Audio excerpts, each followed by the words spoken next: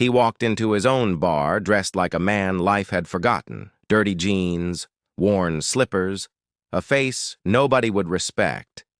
But when he asked the young waitress one simple question, "If this bar was yours, what would you fix first?" her answer was so brutally honest, so fearless, it exposed a dark truth about his business and about the people he trusted most. He arrived at 3:17 p.m., a strange hour for a man like him to walk into a bar he secretly owned. But today wasn't business as usual. Today was a test, a silent investigation. Ethan Cole, known across the city as the man who could turn any failing business into gold, chose to enter his own bar looking like someone the world had chewed up and spat out. He wore faded jeans, old slippers, and a hoodie so worn it almost looked gray. His beard was rough, his hair uncombed, and his presence invisible. Perfectly invisible. He didn't come with guards, managers, or a clipboard full of numbers. He came as a nobody, because sometimes, to see the truth, you must strip yourself of everything that hides it. Cole's Lounge, once the pride of Ethan's nightlife empire, now had a quiet sadness to it. The entrance lights flickered. The floor was sticky in some corners. A once elegant wine shelf now had bottles arranged like a bored child had done it. A bar that once smelled of citrus and fine whiskey now carried hints of cheap sanitizer and last night's leftovers. He didn't announce himself. He didn't flash his ID. He simply walked toward a counter stool and sat. Two bartenders were laughing at their phones. One waiter was leaning against the wall, scrolling through TikTok. A manager with a round stomach and tired face paced around shouting half-hearted instructions. No one saw him. No one cared to. Not until she came. Maria, 24 years old, working double shifts to support her little sister. She had the gentle heart of someone who had suffered too young, but refused to let suffering make her cruel. Her smile wasn't fake. Even when she was exhausted, she smiled with her eyes.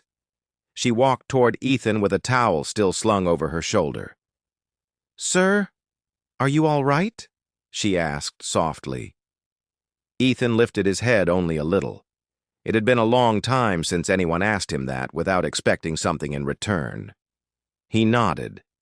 "Can I get you some water while you look at the menu?" she added. Ethan held up the menu. He wasn't really reading it. He was observing the staff, the environment, the energy. "I'll take the cheapest drink," he said quietly. Maria nodded and walked away, and when she returned, he noticed she paid for it herself. Ethan watched her carefully. She didn't treat him like a burden. She didn't rush him. She didn't judge his clothes, his smell, or his silence.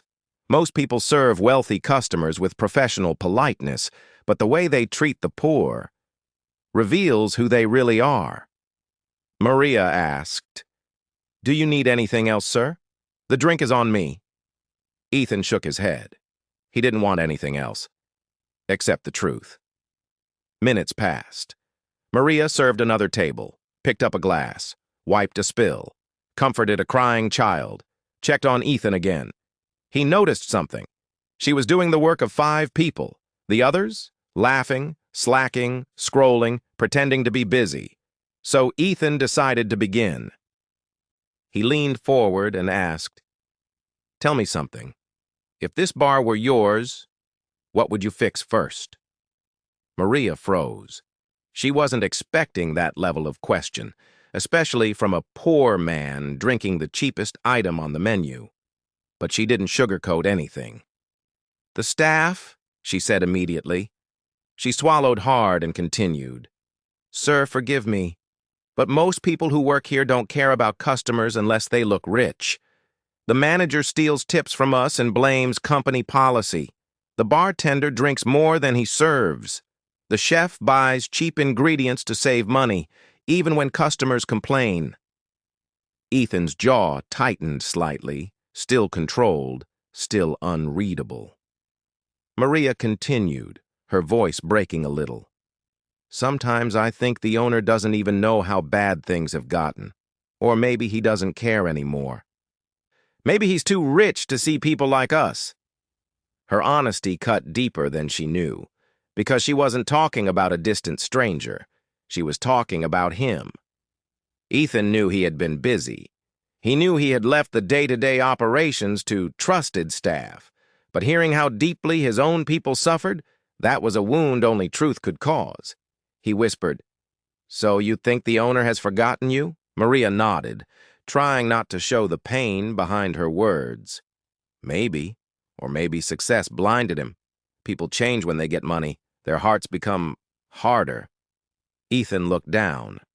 If only she knew she was describing his greatest fear. Suddenly, the manager noticed Maria talking too long. He walked over, irritated. "Maria, stop wasting time on broke customers. There's a VIP coming later. Prepare the booth." He didn't even look at Ethan, just waved him off like a fly. When he walked away, Maria whispered, "Don't mind him. He's always like that. The rich get smiles, the poor get attitude." Ethan breathed deeply. Enough pretending. It was time. He stood up slowly. Maria noticed something change in him, his posture, his confidence, the quiet authority of someone who wasn't what he pretended to be. He removed his hoodie. The bartender's jaw dropped. The manager froze. 2 staff members whispered, That's him. That's Mr. Cole." Ethan pulled out a key, the master safe key. No one except the true owner had that. Silence fell. Maria stepped back, shocked. Ethan's voice was cold, calm, controlled. "I came here today, not as your boss, but as a customer.